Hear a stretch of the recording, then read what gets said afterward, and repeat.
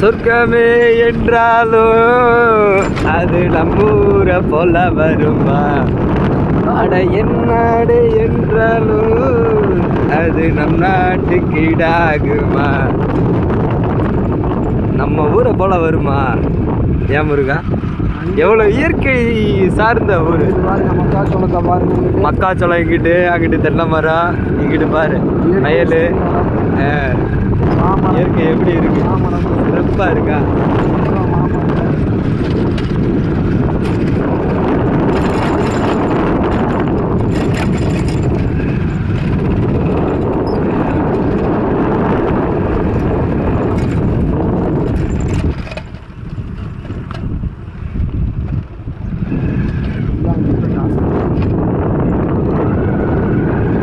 சிறப்பான வீடியோ.